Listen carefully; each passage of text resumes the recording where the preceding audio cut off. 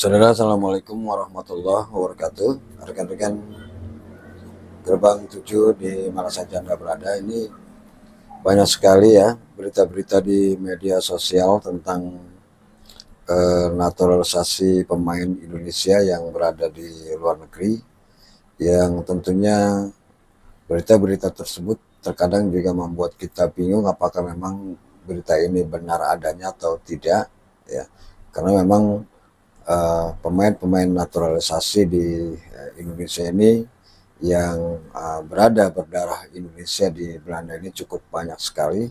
Tapi apakah memang semua pemain itu bisa dinaturalisasi atau seperti apa? Nah, ini kami ambil dari berita ini setelah kami tonton dari channelnya Yusa Nugraha, di mana Yusa Nugraha ini adalah seorang yang banyak memiliki hubungan dengan pemain-pemain berdarah Indonesia yang berada di Belanda, karena memang beliau pernah juga bermain untuk menimba ilmu sepak bola di Belanda pada saat itu. Jadi banyak hubungan-hubungan dari Yusa Nugraha ini kepada para pemain-pemain yang dikatakan nantinya akan dinaturalisasi. Nah, cuma dalam hal ini kami akan menjelaskan juga kepada Anda sekalian, tentunya kepada orang-orang yang tidak atau belum tahu tentang apa itu naturalisasi ya. Jadi naturalisasi itu adalah berdasarkan Undang-Undang Nomor 12 tahun 2006 tentang naturalisasi, di mana naturalisasi ini dibagi dalam dua kategori tentunya. Ada kategori yang dikatakan sebagai kategori biasa, ada juga kategori yang dikatakan sebagai kategori istimewa. Jadi berdasarkan Undang-Undang 12 tahun 2006 tentang naturalisasi ini, jadi ada dua proses naturalisasi yang diatur dalam undang-undang tersebut. Nah, bagaimana dengan naturalisasi tentang naturalisasi biasa? Nah, ini tentunya bagi negara atau warga negara asing yang tidak ada kaitannya dengan darah Indonesia, tetapi mereka ingin menjadi warga negara Indonesia, mereka bisa menempuh dengan jalur naturalisasi biasa. Nah, tentunya dengan persyaratan-persyaratan yang telah ditentukan oleh undang-undang. Mereka di sini harus minimal berusia 18 tahun atau lebih. Kemudian yang kedua, mereka juga harus sudah berkeluarga atau nikah atau kawin ya. Dan yang ketiga, mereka ini setia dan taat kepada Undang-Undang Dasar 45 dan Pancasila. Dan yang lebih penting lagi adalah mereka sudah menetap di Indonesia sekurang-kurangnya secara berturut-turut ini selama 5 atau sampai 10 tahun. Jadi itu persyaratan bagi naturalisasi orang luar, orang asing yang tidak ada kaitan darah dengan Indonesia tapi ingin menjadi warga negara Indonesia. Nah, karena Indonesia menganut ke kewarganegaraan tunggal, jadi mereka harus melepaskan warga negara lamanya. Kita ambil contoh seperti juga pemain Indonesia ya yang bermain di Persib Bandung, itu adalah pemain naturalisasi dari Belanda yang tidak ada kaitan darah dengan Indonesia. Jadi tapi mereka sudah lama tinggal di Indonesia, 5 atau sampai 10 tahun, kemudian mereka bisa bermain untuk timnas Indonesia untuk melakukan naturalisasinya. Dan yang kedua adalah naturalisasi istimewa. Nah, berdasarkan pasal 20 Undang-Undang 12 tahun 2006 ini, dikategorikan sebagai naturalisasi istimewa ini adalah orang-orang yang memiliki darah keturunan Indonesia. Nah, karena naturalisasi yang kita butuhkan untuk atlet, artinya berdasarkan aturan statuta FIFA, maka generasi kedua yang bisa dinaturalisasi secara istimewa, secara cepat, dan mereka memiliki darah Indonesia pada generasi kedua yang lahir di Indonesia. Nah, bagaimana dengan mereka yang mempunyai generasi kedua, ketiga, keempat, kelima? Itu bisa dinaturalisasi dengan catatan berdasarkan pasal 20 Undang-Undang 12 2026 ini, mereka tinggal di Indonesia selama kurang lebih 5-10 tahun lamanya. Mereka kemudian nanti bisa untuk dinaturalisasi. Nah, ini penjelasan ini tentang bagaimana pengertian naturalisasi yang perlu kita ketahui. Jadi untuk pemain-pemain atlet sepak bola kita yang sekarang ini sudah ramai dibicarakan, ini termasuk dalam kategori naturalisasi istimewa karena mereka mempunyai pertalian darah dengan Indonesia.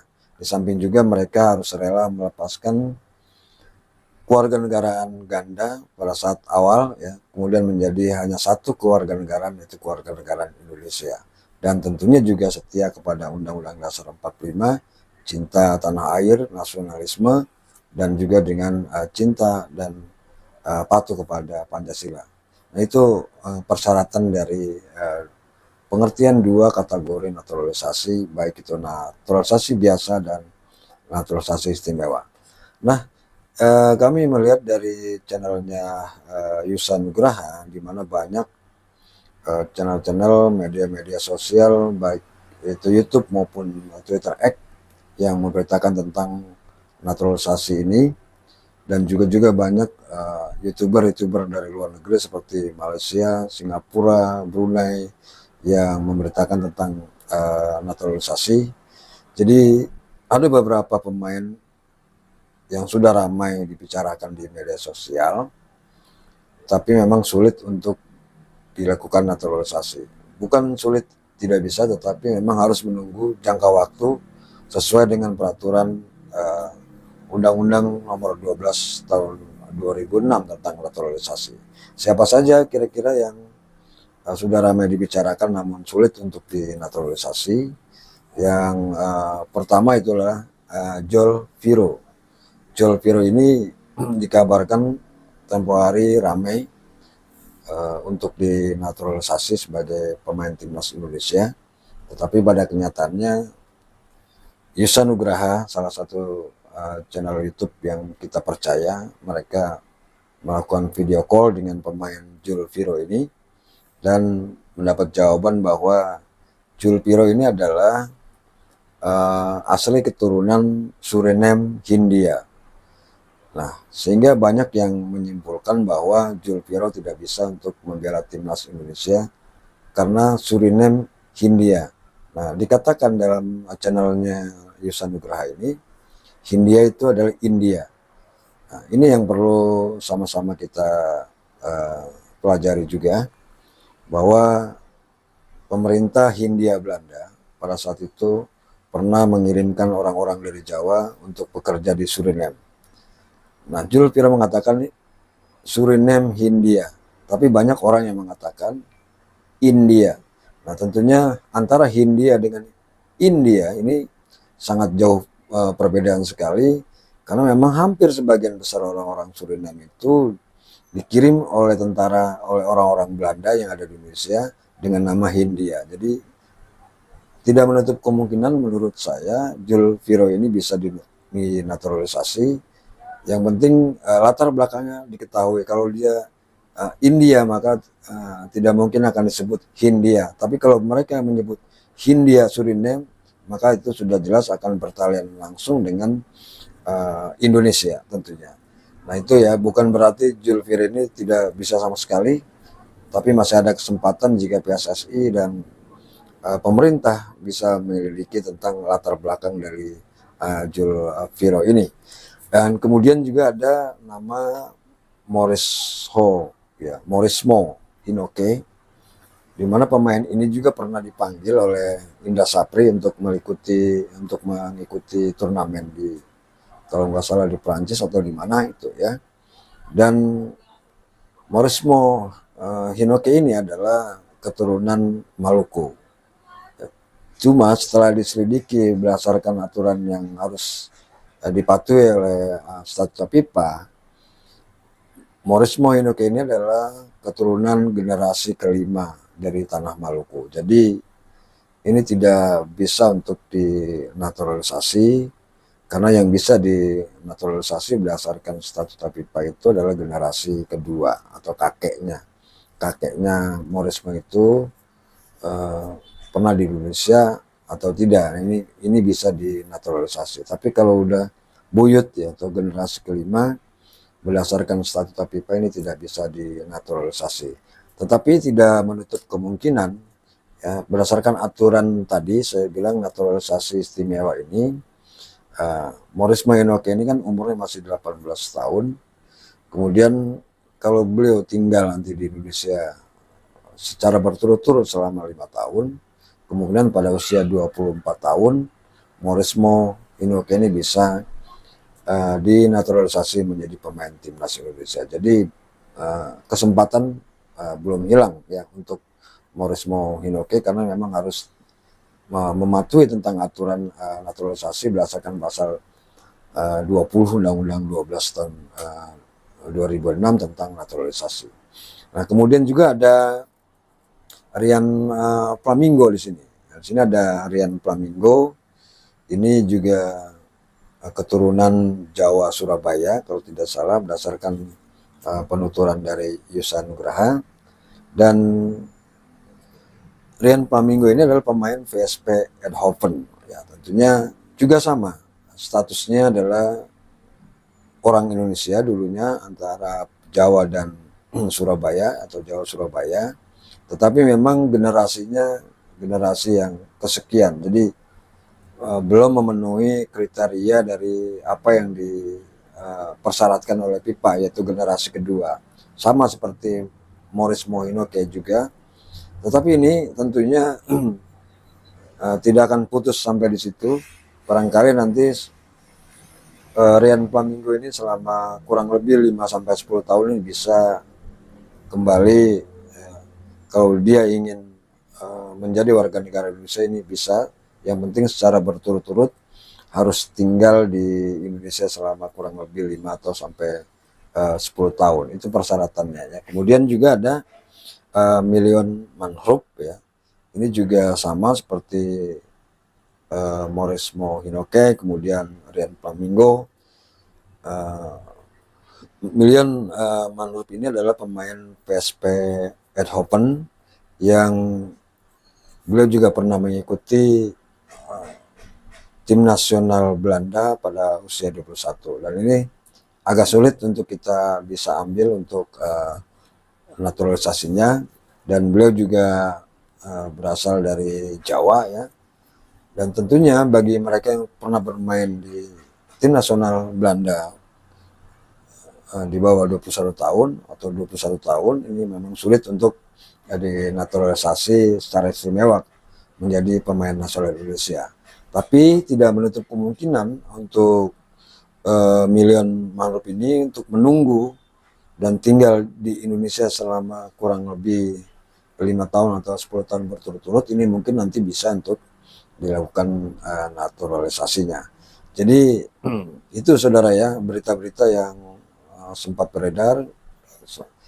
Kemudian kita juga sempat merasa gembira bahwa pemain top dunia grade A+ ini akan bisa membela kita, tapi ternyata memang terbentur kepada aturan FIFA. Dan berita ini berita valid yang kita ambil dari channelnya Yusa Nugraha, dan channel ini bisa kita percaya karena memang mereka sering melakukan kontak hubungan dengan para pemain-pemain yang dikabarkan akan dinaturalisasi ya. Jadi itu saudara ya.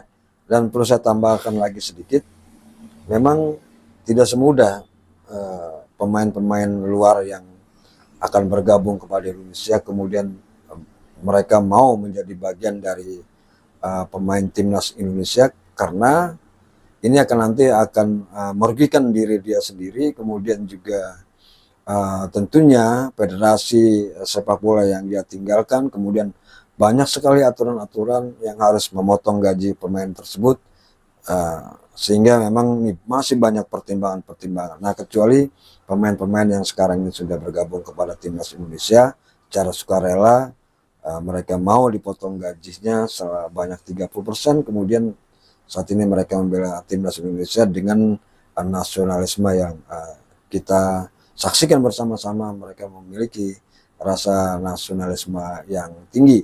Nah, kalau bagi para pemain-pemain lain yang merasa mungkin masih ragu dan sebagainya, termasuk oleh Romaini dan sebagainya, mungkin memang mereka salah satu memikirkan bagaimana ke depan masa depannya, dan juga bagaimana gajinya bisa dipotong sekian persen karena kepindahannya menjadi warga negara Indonesia. Nah, saudara, jadi itu ya satu informasi dari para pemain naturalisasi, dan berita ini kami ambil dari channel YouTube-nya Yusa Nugraha, dan ini channel ini bisa kita percaya, dan tentunya kita tidak perlu lagi untuk membicarakan mengenai para pemain ini, yaitu Joel Viro, kemudian Danros, kemudian Morris Mohinoke, ya, Rian Flamingo, dan Milian Mangrove, yang tentunya untuk dekade ke depan ini tidak bisa kita naturalisasi untuk melawan Jepang, Arab Saudi, Bahrain, dan Cina. Tapi kemungkinan tahun-tahun berikutnya sampai menuju Piala Dunia tahun 2030, mungkin ini pemain-pemain ini bisa untuk kita naturalisasi. Jadi itu saja, terima kasih ya. Silakan jika Anda memiliki pengetahuan lebih tentang proses naturalisasi dan pemain-pemain yang ada, silakan Anda tulis di kolom komentar di bawah ini. Dan jangan lupa juga Anda subscribe channel Yusa Nugraha dan channel Gerbang 7 Tangsel ini. Terima kasih. Wassalamualaikum warahmatullahi wabarakatuh.